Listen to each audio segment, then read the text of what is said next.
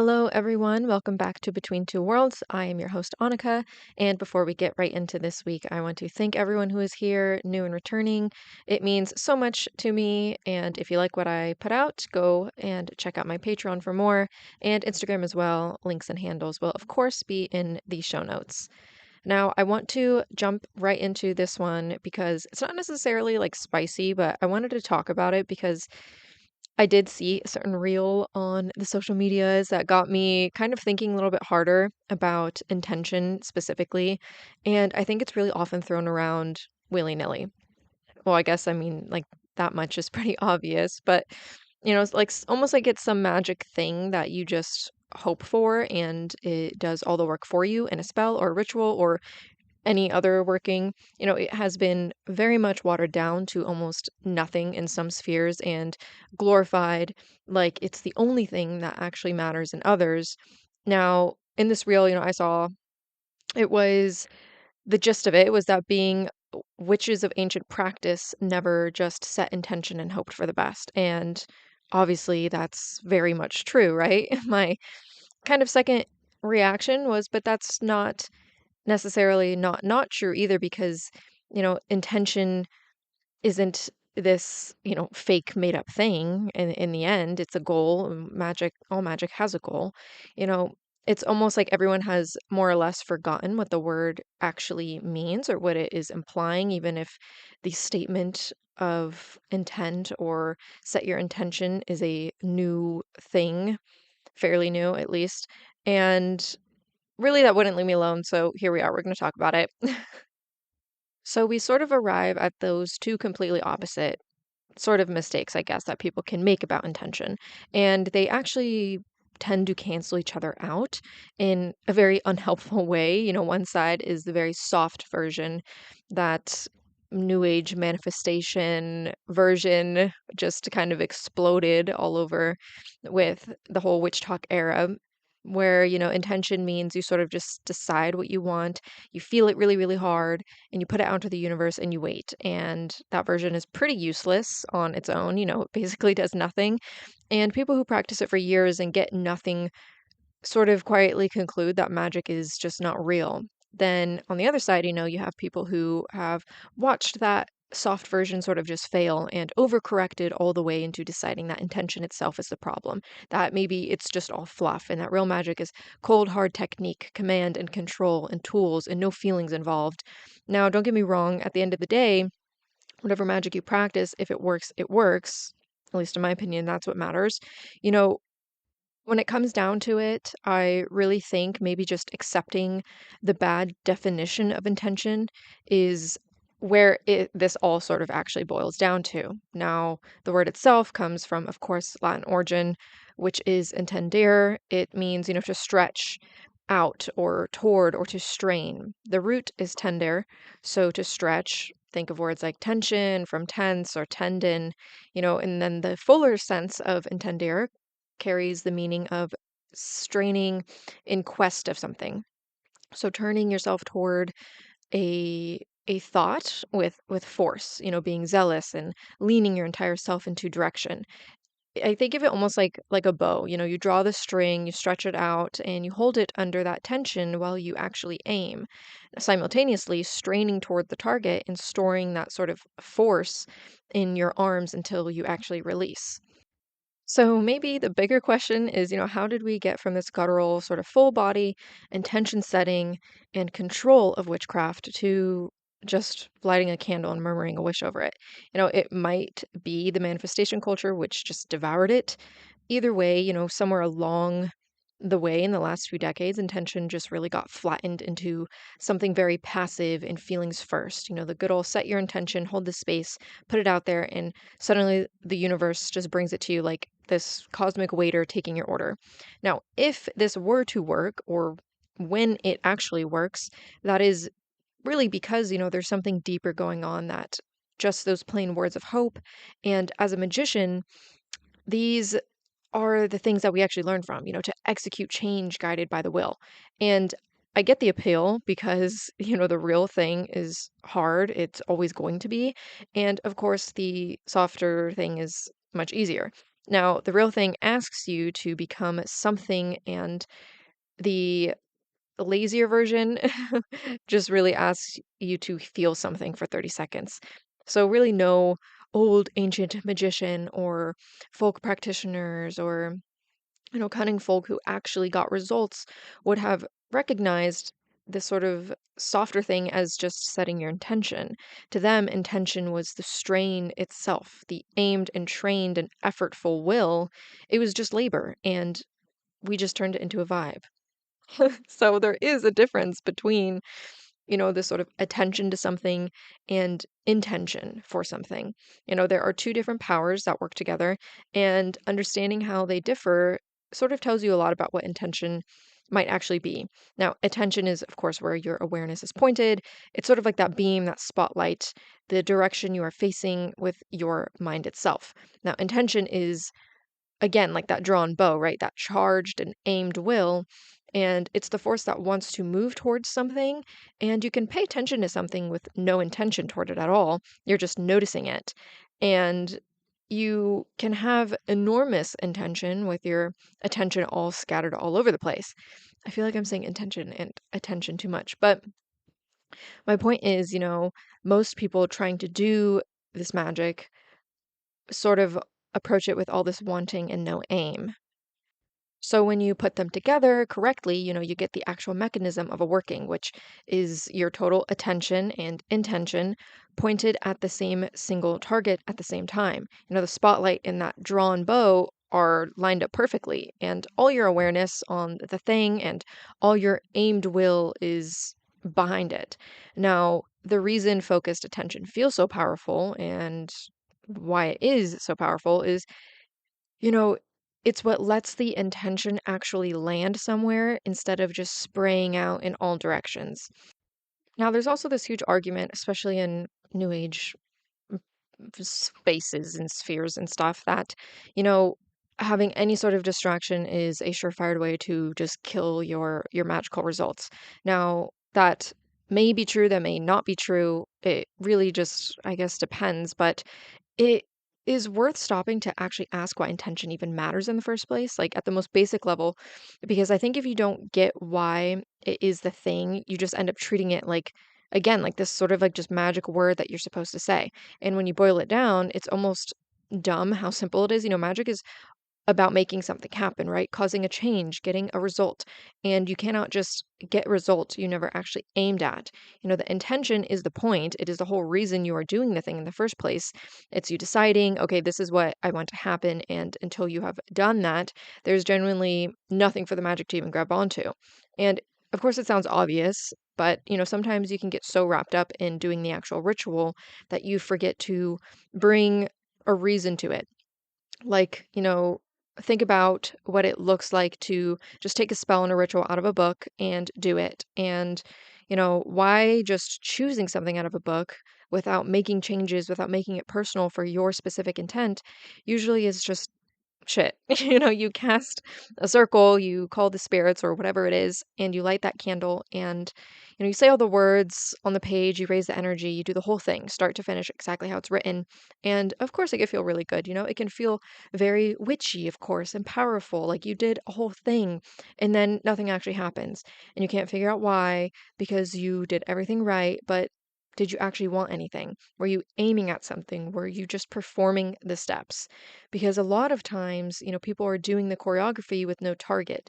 They are just going through every single motion of the working with nothing specific they actually want to happen, and then wondering why the universe didn't just respond to a question they never actually asked. And it's not that, people who do this are dumb, maybe a little bit, but it is that, so much of what is out there in books, online, wherever is just really to share a framework, right? The skeleton of a rite, the container, unless, of course, you want to do the exact rite or ritual in, say, the PGM or some other ancient text for that specific reason. But in the modern sense, at least, casting that circle, raising the power, releasing it, closing it down, that structure was always meant to be wrapped around your intention and your goal that you bring into it. Now, nobody really just ever lit a candle just to light a candle. They lit it to get money, to heal someone, to bind an enemy, to bring a lover back, to keep the crops from failing. Every ritual and every tool was always built around a want, a specific thing somebody was reaching for. And that is what intention actually is. Now, there is actually some historical evidence of the power of attention and the sort of like intention that usually falls behind it, right? And of course, that's the evil eye. And the person's concentrated attention, right? Their look, their focus, regard, especially when charged with envy or desire or ill will, which would technically be the intention, physically goes out from them and lands on a target and does real damage. The gaze is not passive, but it actually emits. And that look reaches out and touches and has the capability to harm. Now, Plutarch he actually has a whole discussion on the evil eye and its theory of intention as a physical emission. He explains that the eyes were understood as the chief source of a kind of deadly ray, that these rays sprang out from the inner recess of the person like poisoned darts. That, the force of a person's inner state, their envy, their want, was what launched out through the eyes and stuck to the target. Now, Pliny wrote about enchanters who had the power of fascination in their eyes. I know I've talked about this before, but I'm mentioning this mainly because the evil eye is the shadow side sort of proof of the power of intention operating without any tools at all. No seals, no herbs or rituals, just a human being with enough charged and focused and aimed inner force that their sheer directed attention was felt to act on the world and change it. That is really intention in its rawest and most naked form. It is not something that needs this huge apparatus. It is the will itself emitted. If a person's untrained, spontaneous, and envious attention was believed to be strong enough to curdle milk and wither a child and sink a ship, of course, when you actually tune it and train it within a magical sphere, you can get your results. So, if we want to sort of shove away all that love and light, lead with intention and hope for the best bullshit, and call out the fact that, witches of old, whatever that means, did something truer, let's actually pick apart some of it. Because most notably, old magic, of course, recorded in grimoires and texts, are very forward with their commanding, their control over wishing, which is very real and very useful, actually. It is why we do magic, to control a situation, change it, invoke our will upon it again and again. Now, this can also be to steer away from the things that we don't want through action, and the PGM is full of these ritual techniques of issuing orders and even menacing the gods, to threaten them directly, to destroy the universe, stop the flow of rivers, harm the gods themselves, and reveal secret names, all to urge them to comply with the magician. Then, of course, with the cursed tablets, they are phrased in a flat, sort of commanding voice, bind this person, restrain them, drag them to me. It's never asking, it's directing. So yes, historically, the this sort of like current is very deep and real with um, magic of the imposed will. The command was never casual, obviously, right? The magician who menaced a god had done enormous work to earn the standing to do it. Days of purification, fasting, the ritual assumption of a divine identity, the memorization and exact sounding of names of power. The defixio that commanded a god was not scribbled and tossed. It was actually the product of a full process, like invocations, purifications, fumigations, the right materia, inscribed at the right hour and buried at the right place. The command was the visible tip of an enormous iceberg of preparation and trained will. Now, the magician could speak to a god as an authority because the magician actually had done the work to become that authority. They had drawn that bow all the way back before ever loosing a single commanding word. Casual demanding sort of gets you nothing. It is very much the trained will behind the command that actually does the work. And the trained will is, of course, your intention. The ancient magician didn't just choose control instead of intention. It was like they had so much intention, so much disciplined, aimed will that the command actually became possible.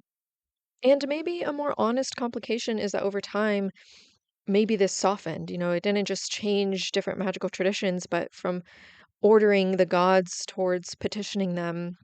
Of course, they both existed at the same time, always, but appealing to them for justice against an enemy rather than simply commanding the deed. And people love to fight about which is real magic, the commanding kind or the supplicating kind, but look at what's actually underneath both ends is just identical. Whether you command a spirit or petition one, whether you threaten a god or beg one, the working only does anything if the will behind it is real and trained and aimed. And a limp command does nothing, and a very limp prayer does nothing. The whole spectrum from demand to plea runs on this sort of same fuel, the drawn and directed will. And of course, the fuel itself is that intention. So let's actually start to talk about those both halves and why they're actually halves of one whole, ceremonial and ancient magical perspective. So we can actually recognize the common threads between all magic, even if the magic I personally practice, doesn't fall under the strict agenda. Because if I am to label anything, what I do is abundantly more folk practice than ceremonial. But these ancient high magic traditions obviously have a plethora to teach us about what intention actually might have been or what it actually looked like for us and for magical practitioners and witches from before. The mainstream that connects all forms of magic is usually a form of sympathy, so cosmic sympathy, if you will.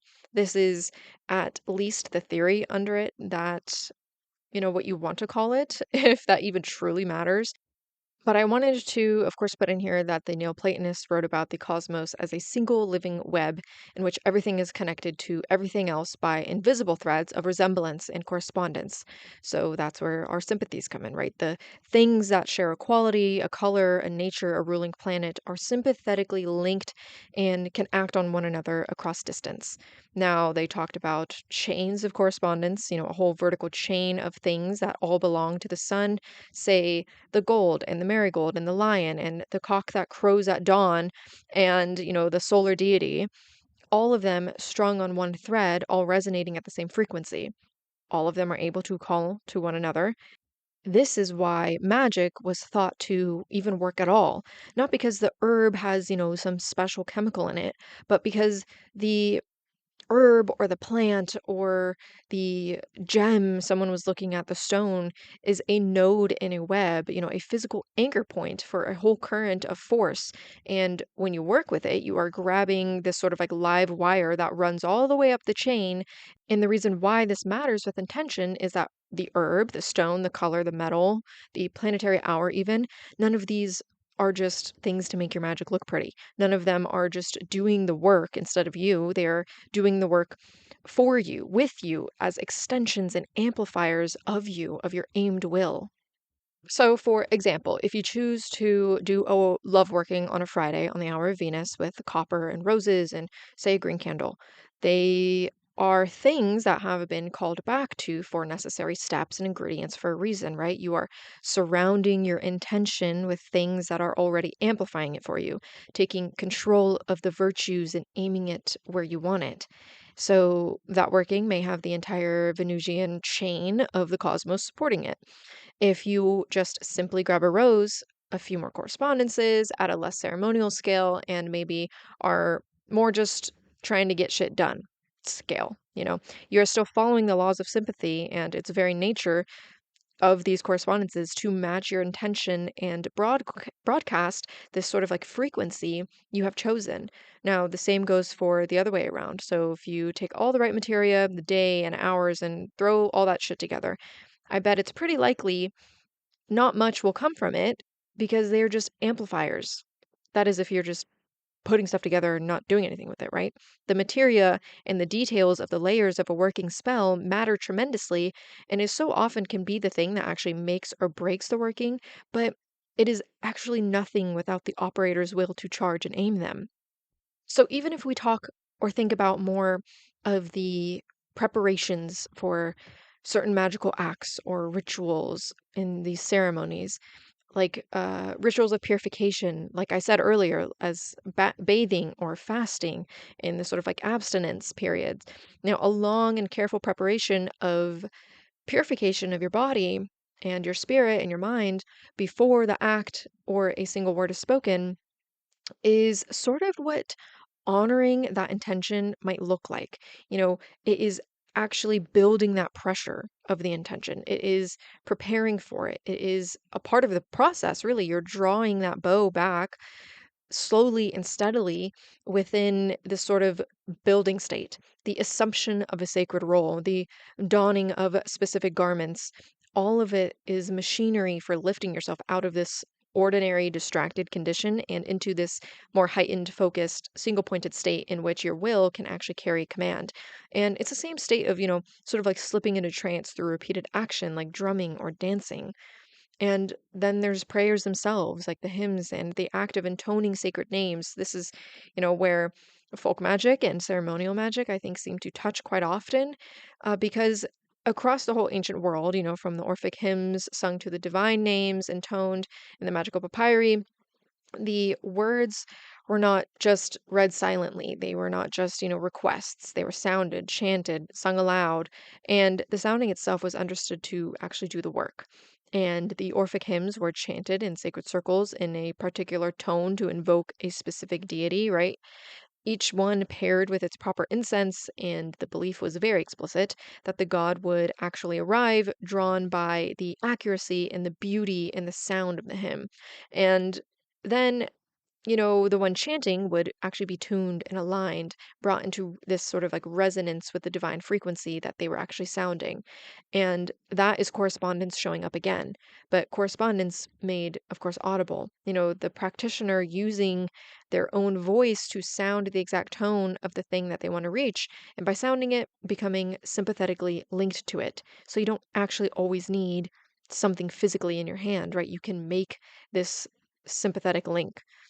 So I guess this, really sort of proves that you can do profound magic with maybe even just a candle and a whisper if you want to go that little Pinterest route. But maybe it comes down to just how serious you take it all. The thing that many ceremonial magicians, and I just see in ceremonial magic, is the understanding so deeply that it is very serious. The correspondences, like the timing, the materia, the ceremony, the names, every last piece of it exists to serve and amplify and aim the trained will of the operator.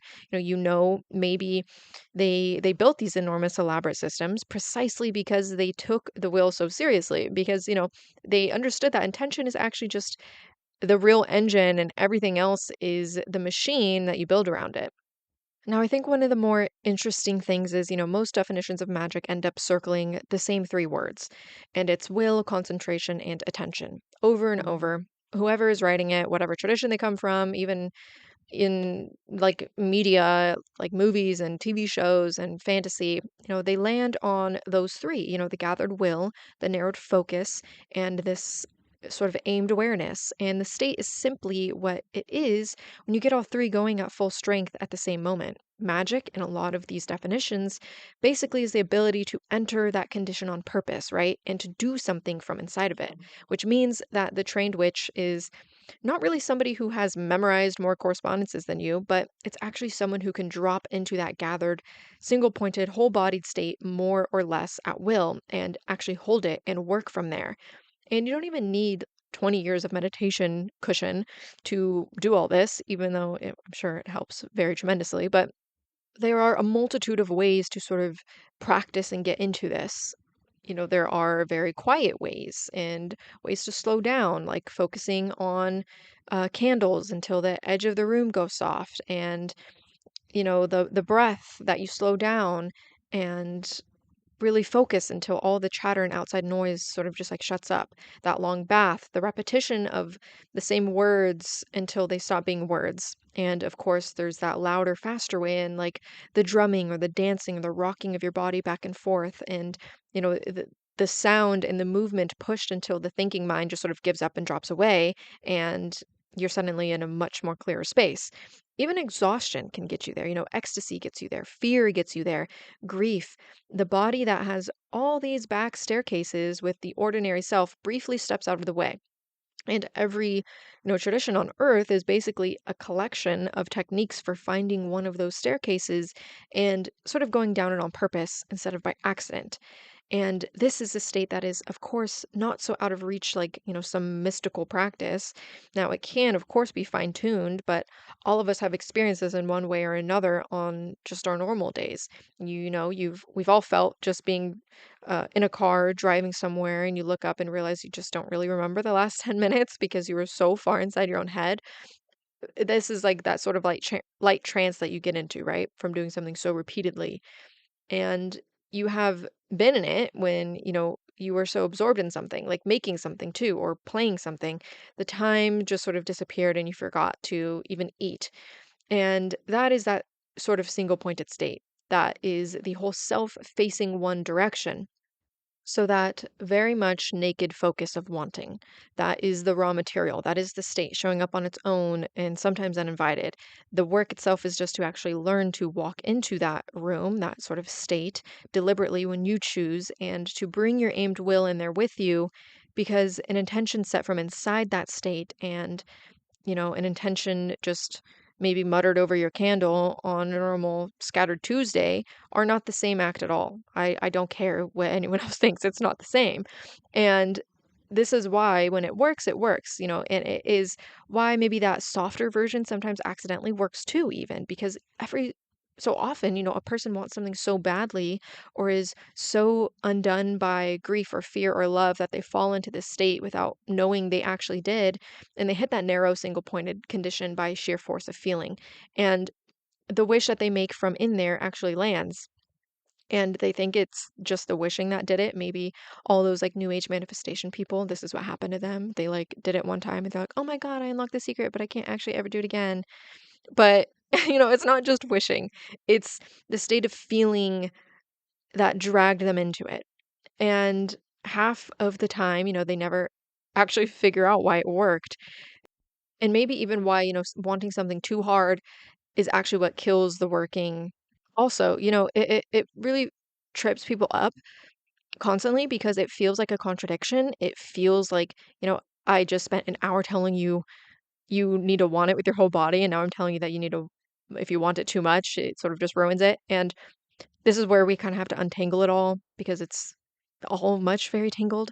And it's not actually a contradiction at all. It just looks like one until you understand what's really going on. Because if you think about, the sort of like lusting for the result, you do the working and then you are supposed to let it go, release it, forget about it, not just sit there refreshing your life like an inbox, waiting for the thing to actually show up. This gets talked about quite a lot, right? You're supposed to just charge the sigil and you're supposed to believe it with your whole heart and just let it go and forget about it and put it in your subconscious and let the work do its work. Now, this really comes from Austin Osman Spare because, he believed that wanting something very specific and very sharp, which is that the conscious desire creates its own opposition.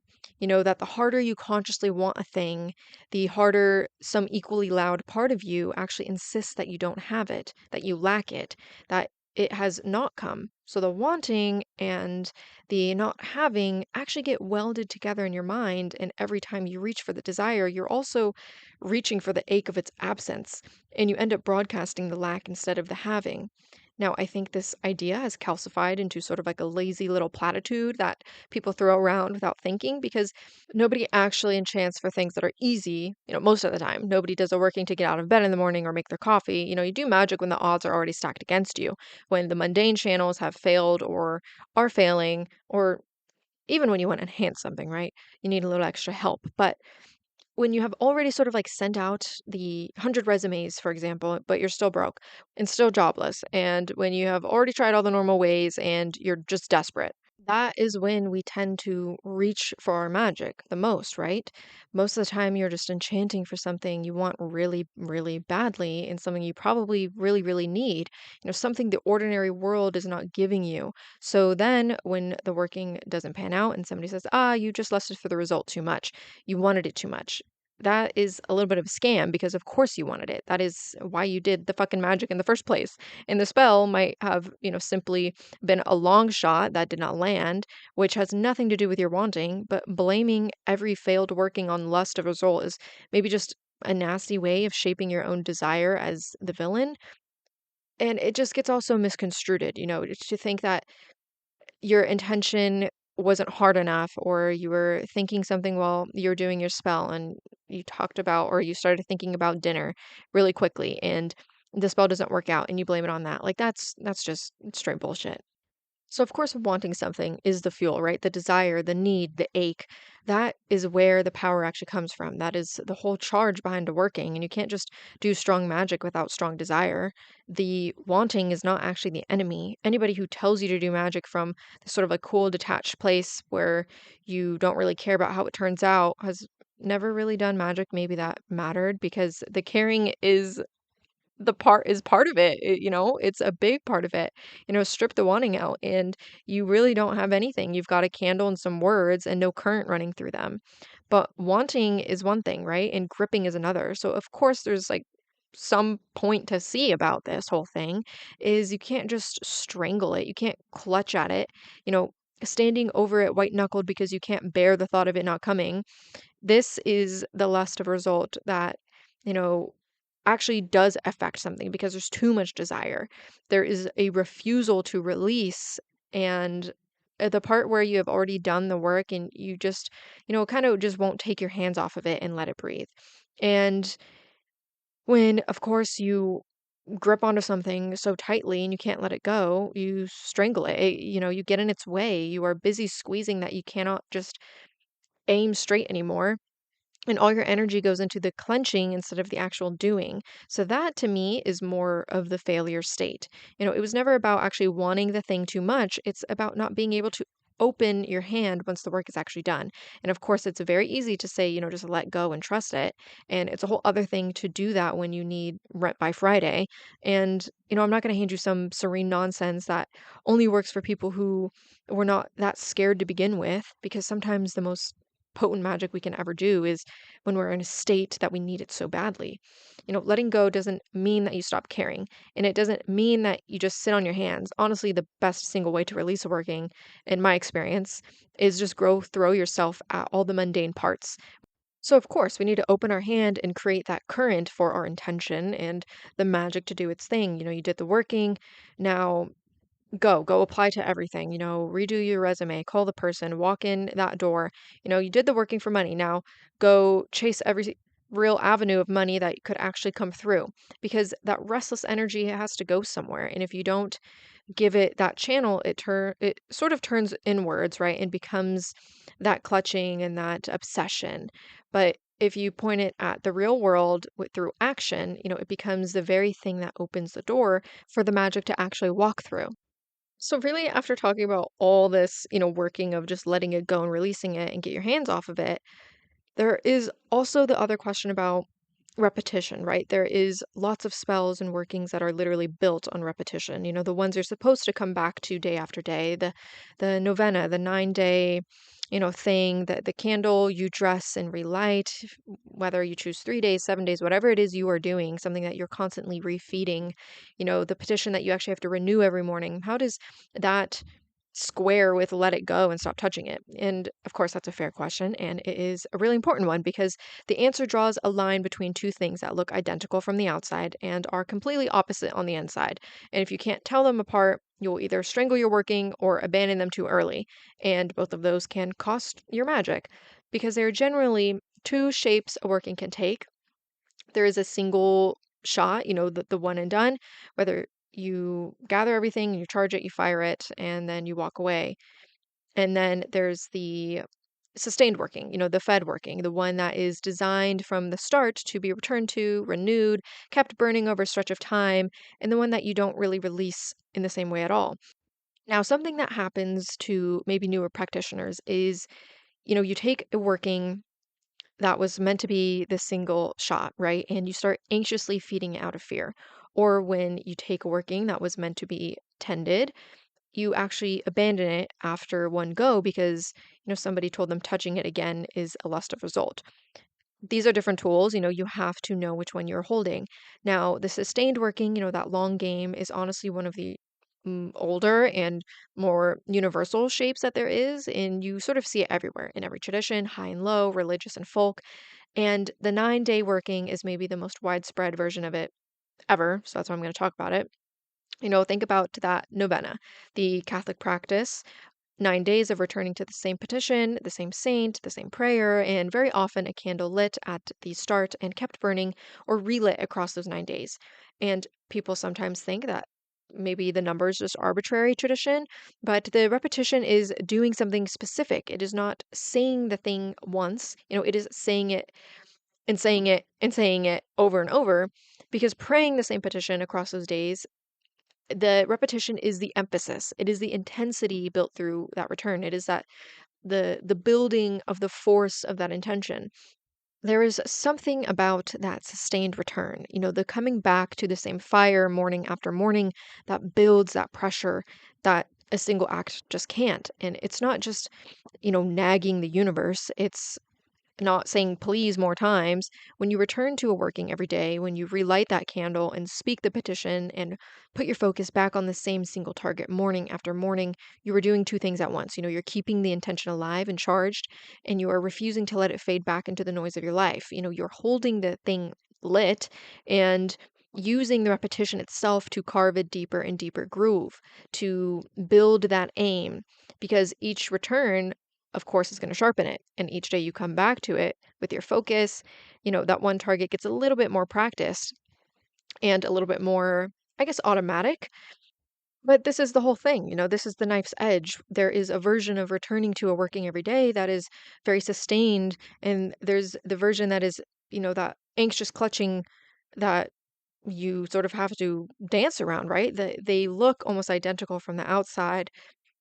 So the same candle, the same daily return, the same words, they're very opposite on their programming, what they're meant to do on the inside. And the difference is the state that you come back in. The attended working, you return to it from a place of steady, grounded, almost devotional insistence, and you light the candle and you put your focus on the target with a kind of calm and relentless certainty. This is happening. I'm tending this. It is on its way.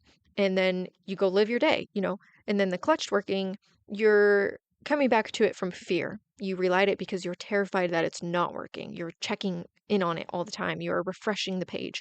You're sort of like doing it because doing it is the only thing that quiets that panic for a second. And when you return to it, it's just like soaked in this ache of not having. Now, talking about all of this kind of assumed that magic is a thing that you do, singular, you, your will, your power, pushing out into the world and making it bend. Now, a lot of magic can be that, right? It is exactly that, but a huge amount of it, maybe most of it, even historically, is not you acting alone at all. It is you working with somebody, with spirits, with the dead, with the land, with allies who have their own will and their own agency. And the second another will enters the picture, the whole question of intention gets more complex, because now it is not just about how strong and aimed your will is, it's more about whose will is actually doing the work and what the relationship between you is. Now, think about what is actually happening in most spirit work, because you're not just projecting your own force at a target. You are asking or telling or convincing or even paying another intelligence to do something, to lend its power to act on your behalf. And that means your intention is not the only intention in the room anymore. The spirit, of course, has its own. So on, one end of the spectrum, you have the full grimoire evocation, the forceful conjuration, the magician standing in the circle, commanding the spirit by names of power, constraining it, binding it to obedience, bending its will to theirs through sheer authority and technique. And even though I don't work that way because I think it's kind of rude, but maybe even a lot of people prefer not to. But there are situations, dealing with something hostile, maybe something you don't want a relationship with, where that is sort of more of the appropriate tool. On this end, your intention is a command, and the spirit's own will is something you are overriding, you are subordinating it, forcing into line with yours, its dominance. Then there is not commanding at all. It is a relationship, or even the reciprocity if you don't wish to engage or start a full relationship with a spirit. But either way, it is more of an agreement.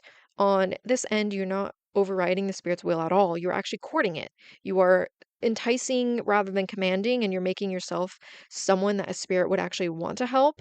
And then the power that flows into your working is not, you forcing the spirit. It is the spirit freely landing in lending its own will alongside yours. Two wills pointed at the same target on one purpose together. And I would actually argue that this is not weaker than commanding. It is actually far more stronger often, because a spirit that wants to help you, that is invested in you, that, has a real relationship with you, brings its whole self to the work in a way that a coerced and resentful spirit might not. So again, I feel like I'm asking myself, where the fuck does this come back to intention? Well, let me tell you, it changes what your intention even is in the working. Because when you start working relationally, your intention is, again, not the only thing that's aimed at the outcome anymore. It is also now aimed at the spirit, and it's at the relationship. And a big part of the trained will in this kind of practice is, not the force of command, but it's more of the sincerity and the clarity of asking. You have to actually know what you want to ask for. You have to be able to state it clearly and honestly to something that can see straight through you. You have to be able to hold up your end, to keep your promises, to make the offerings, to tend the relationship over time. And that is its own discipline of the will. You can feel the difference between a sincere, clear, well formed request and, of course, a very sloppy, half thought, and even entitled one. And the sincere and clear one is, of course, going to be the one that gets answered more because, duh. So, even here at the most relational and reciprocal, maybe even gentle end of the spectrum, the trained and clarified intention is still the thing that actually makes it work. It just takes practicing, being and living the craft to begin to know which mode a given situation and a even given spirit actually calls for. There are spirits and forces that you maybe should approach with more command and never let into your life as a friend. And then, of course, there are spirits and ancestors and land spirits and allies and familiar spirits, where trying to command them would be both just stupid and offensive. Where the entire power of the relationship comes from the fact that it is a relationship. It's chosen, that it's fed and it's tended, and of course it's mutual. So when you work with spirits, you are consenting to not be the only author of the outcome anymore. You are inviting another will into your working, and another will, of course, by definition, is not fully under your control anymore. The spirit might do a thing that you would definitely not do. Maybe it just does something differently than you imagined. It might do something better than you asked for, use a whole different road that you didn't even know was there, or it might do something that technically fulfills the request in a way that you just didn't see coming. Or, of course, it just has its own agenda, using the opening to pursue something of its own or call on other spirits for aid. And that is really just the trade that you make when you stop working alone. You give up some of that total control of a solo working in exchange for the enormous added power of this ally. And you have to actually be willing to make that trade, to loosen your grip on, that exact shape of the result and trust that the intelligence that you're working with is going to bring something that you just couldn't bring alone, because that's, of course, why you called them in. Which means, spirit work asks something of your intention that solo work just doesn't. It asks you to hold your aim clearly and firmly while also staying open, staying in that relationship and being responsive to a partner who you cannot control. And honestly, it's really how everything actually gets done in life, isn't it? Almost nothing worth doing you do entirely alone by force. You do it in relationship or collaboration with allies and helpers and forces bigger than you. And your job is to know clearly what you want, to ask well, and to hold up your end. Working with spirits is practicing that aimed will that is also a good partner, the clear intention that is also a real relationship. And being a witch who can, only command, who can only impose, who can never learn to court and to collaborate and to trust an ally is maybe just a witch who has cut themselves off from the most power available to them. Because most of the power out there doesn't really belong to you. It belongs to somebody else. And the real art is just learning how to get it to want to work with you. And I think maybe the whole thing really comes down to changing what you think you're doing when you actually set your intention. Because setting an intention is not a moment and it's not just a sentence, it's actually a sequence when you break it down. You get clear on your target, right? The actual specific thing, you figure out what it is that you want and what you need, and you start to dig until you have got something specific enough to actually aim at. You get yourself into that state. So when you are practicing and you are executing magic and you're within your working, intention actually lives in the condition that you are in when you are speaking the charm, that incantation, the evocation, so on and so forth, whatever it is. So you do whatever gets you there. Then from inside of that state, you're aiming and you're charging. You put your full power source, right? That desire, the need, the ache, and you just don't hold back. And then, of course, this is where you use all your little buddies, right? So the materia, the correspondences, those names, the spirits, if you work with them, all of it stacked and aimed in the same direction, all of it amplifying the one intention. You want the entire working, every ingredient, every word, and every ally pointed at the same single target as your own will. You wake them up, you conjure them, you enliven them. The whole self and the whole working becomes a gathered and aimed force. Then you release it, right? You finish the working cleanly and you take your hands off of it and you just let it fly away and go do its thing. And for me, this doesn't mean to stop caring. It means you actually just stop clutching. It means you trust the shot that you just made and you turn and walk back into your actual life. And of course, the best way to release, like I said, is to just go throw yourself all of the mundane tasks. All that leftover restless energy needs to go somewhere. Take real world action, go and do earthly things that give the magic a path to walk on. And that's really what I think is hidden under the whole, set your intention bullshit we see instead of like someone making a wish over a birthday cake or manifesting for a couple minutes a day and wondering why nothing is actually popping up before their eyes. And I guess even sometimes, it can come down to how much control you have over that draw and that buildup. And that's why many times, practicing concentration is such a valuable skill to magic, especially now, when the world asks for our attention all at once. The ability to hold your attention on one thing without it skittering away, meditation, focus practice, whatever you want to call it, sitting with your attention on a single point and bringing it back every time it wanders away is this foundational muscle of the entire practice. And you train the state deliberately. You learn what actually drops you into that gathered condition because it is different for different people.